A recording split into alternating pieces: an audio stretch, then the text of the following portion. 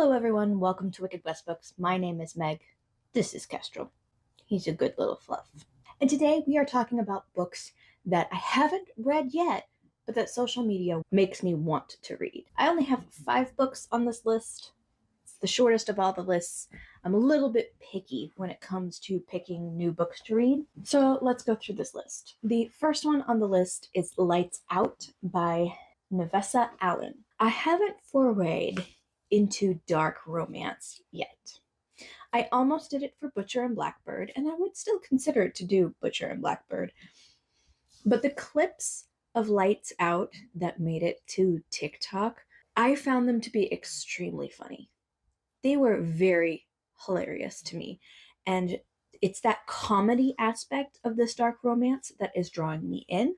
Lights Out is about a masked thirst trap maker who, is just doing the thirst traps. And a girl comments on his posts all the time, sends him messages all the time.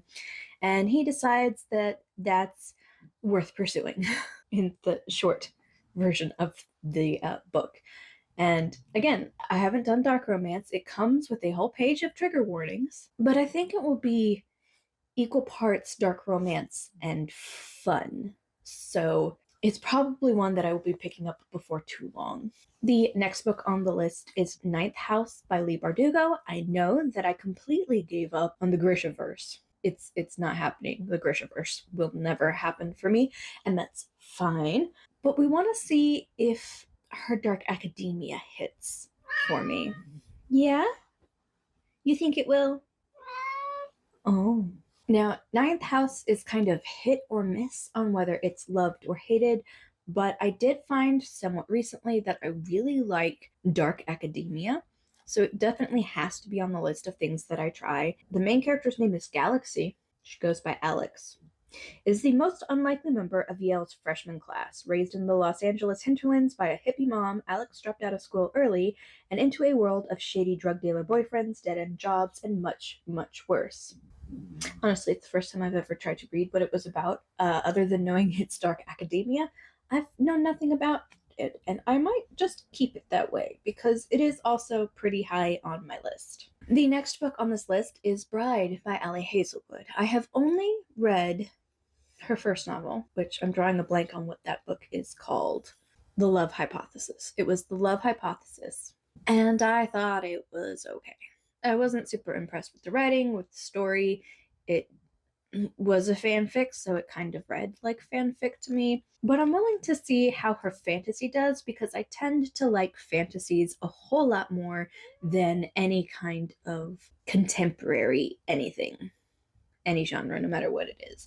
And Bride is a romance between a vampire and a werewolf.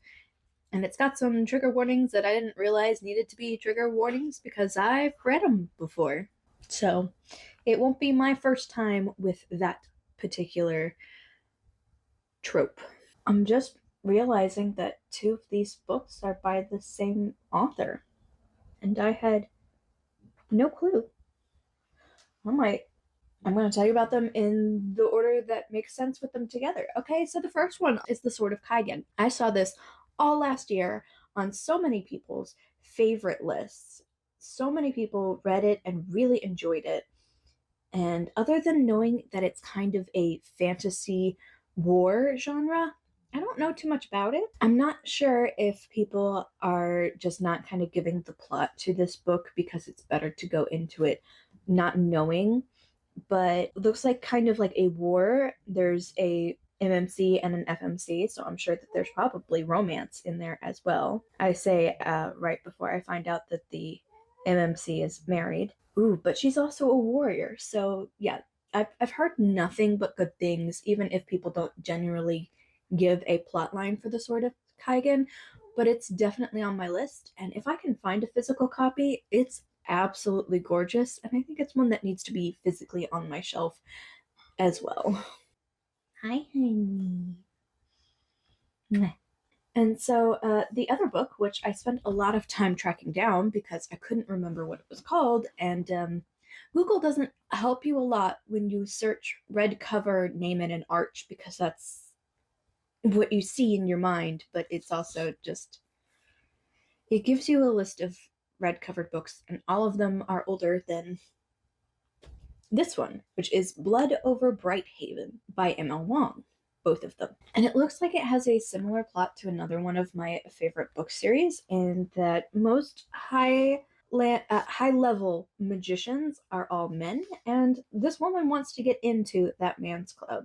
And there is also a man who has been wronged by magic in the same place that she gets to, and they work together to uncover secrets. That sounds just up my alley. And again, just like with the Sword of Kaigen, I've heard absolutely nothing but good things, and until this second, which you saw in the video, I hadn't even connected them together. So I look forward to reading both of these this year, because I think they're going to be a big hit for me. And then the next one on the list, the first book, is The Assassin's Apprentice, but really it's the entire series by Robin Hobb. I've seen many read-throughs and really great reviews of this, and I think that the feeling that I get from watching the other reviews of this is a very kind of like old-timey adventure story, fantasy adventure story, which is something that I greatly enjoy reading elsewhere. Young Fitz is the bastard son of a noble prince chivalry. Raised in the shadow of the royal court by his father's gruff stableman,